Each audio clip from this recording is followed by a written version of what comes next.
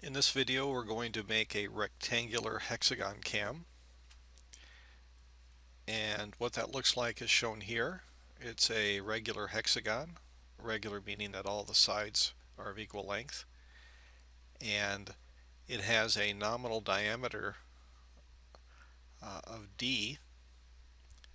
We're going to pick that, and then we're going to make the other dimensions either a function of that nominal diameter D or a constant value. In this case, we'll have one derived dimension, which is the maximum radius of the hexagon. So from here to here, it's called the maximum radius. If you come straight out to here, that would be the minimum radius. That will be derived from our nominal diameter D, but two of the parameters will remain constant independent of that value of D, and that is the axle diameter of 3/16 of an inch and also the cam thickness of 3/16 of an inch. So let's begin making this.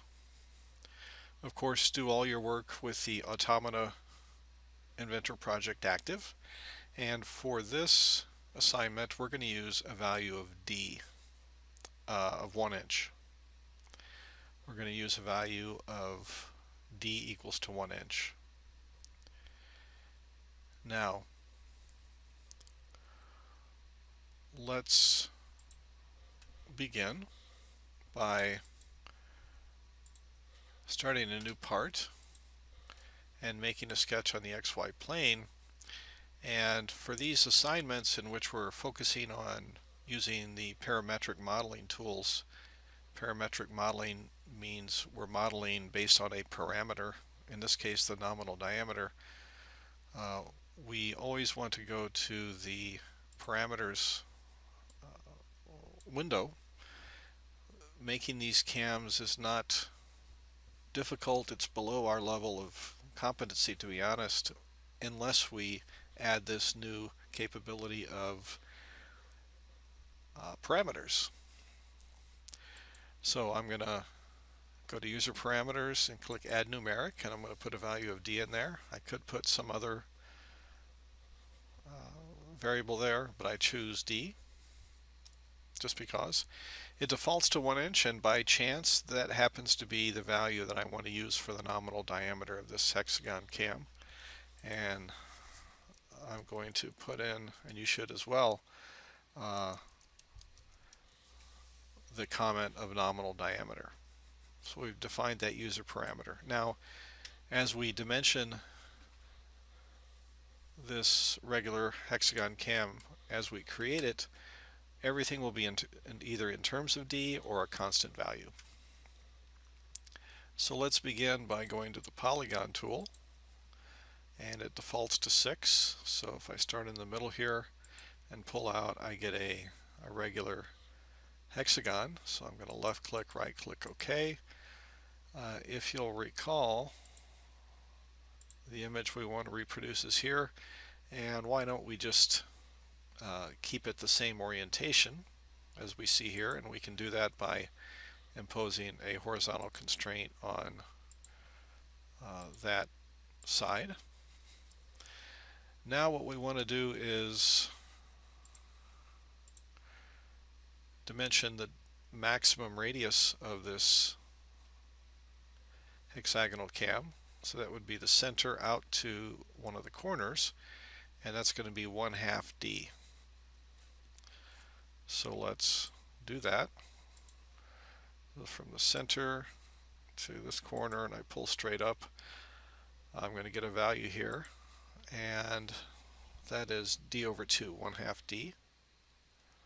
Again, I could just put a number in there, and this would be a trivial thing to make. Again, this is the new thing you want to learn how to do and get comfortable with, making dimensions in terms of a previous dimension that you've defined. So this will be D over 2. And of course that's going to be numerically equal to 0.5 because we've defined D to be 1 inch. So when I'm doing parametric modeling like this, I go to the parameter window after I dimension each quantity or each feature. And our first dimension, always called D0, model parameter. First one is always called D0. It's equal to D over 2, and UL means no units, so unitless, I think is what it means there. So for a comment here, I'm going to say max radius of hexagon. The reason I pull this window up between each dimensioning is because I want to put a comment in there in case someone else is going to have to read this and understand what I did. At this point, if you look down in the lower right, you'll see that we're fully constrained. Quite a bit of constraining was already just built in when we put out a regular polygon there, so we only had two dimensions, two things to take care of in terms of to fully constrain it. We did the first one when we made this horizontal, in other words the angular orientation, and then finally the overall size. If we go back to the assignment, we see that the next thing we need to make is the axle diameter. It's 3/16 of an inch, and in this particular case we don't need to you know, there's another way we could make this, and I'm going to do that. I'm going to finish this sketch, and I'm going to extrude, and if you look at the assignment, you'll see that we need a 3/16 of an inch extrusion thickness, and I'm doing an asymmetric extrusion. Okay. Now let's put another sketch here, and I'm going to put a point right at the center. In other words, I'm preparing to make that hole for the axle into using the hole tool rather than extruding a cylinder. So we'll get into more of this later, but there's a rich option of choices to make for the hole here. Ours is a very simple one. It's a through all hole, and it is 3/16 of an inch there, and so we've got it done there. So let's see what the hole looks like in terms of our parameters table. Okay, D, we defined that 1.0. D0, that was derived from D. It's equal to D over 2, and it's the maximum radius of the hexagon, so from the center out to a corner. D1 is the thickness. Let's whoa, sorry about that. Cam thickness, and this is the cam extrusion angle, and this is the axle hole diameter. Okay, now I could have made that center hole using a cylinder and extruding it. This is in general a better way to do it with using the hole tool. It's not obvious why that's the case now, but let's get in the practice of using that fairly often. I'm going to give this a color.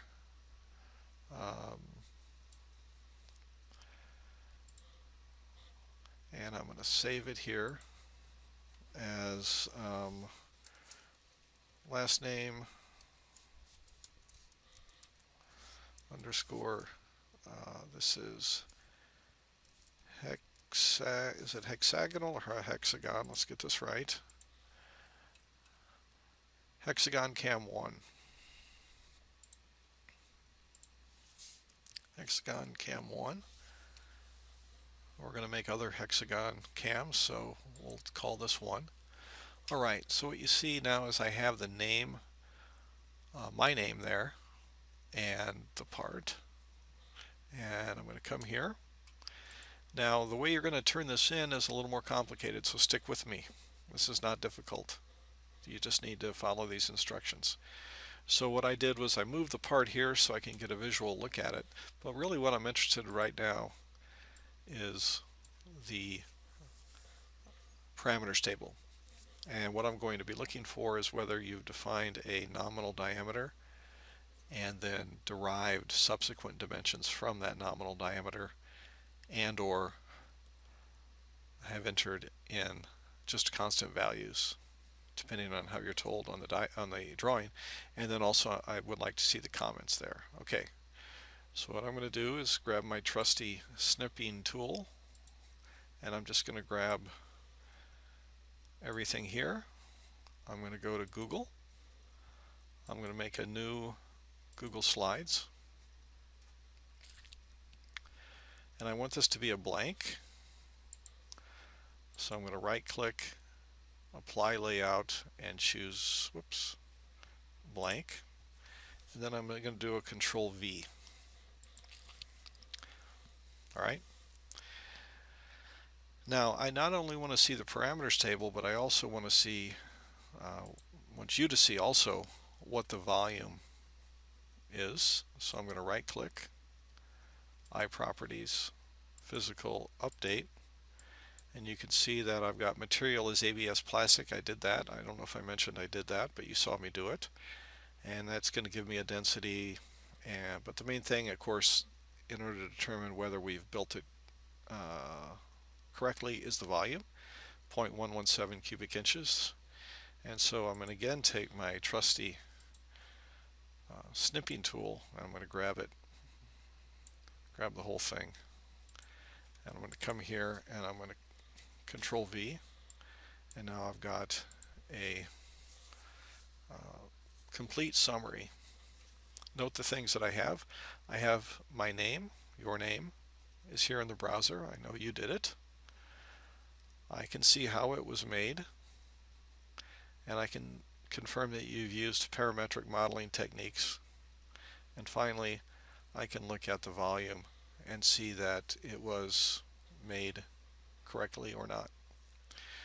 So, for the third and final time, I'm going to use the snipping tool, and then I'm just going to grab this whole thing. I'm not going to save this Google Slides. I just want the image. So I've got everything here, and I'm going to save, and I'm going to navigate to where I need to be. So you're going to navigate to your Inventor project folder, and then you're going to name it last name, first name. Leave the extension blank, and it'll default to PNG. Again, this is in your Inventor project folder, Automata. You're going to save that. And if I go in and take a look at that, let's see, where is that? Of course, my directory and folder structure is different from yours since I'm not on the network currently. I'm working on my laptop. But there it is right there. So let me pull that up, and you can see that now I've got the full story of that particular part. And that's how I'd like you to turn this in. You'll Dropbox this to school. Thanks for watching.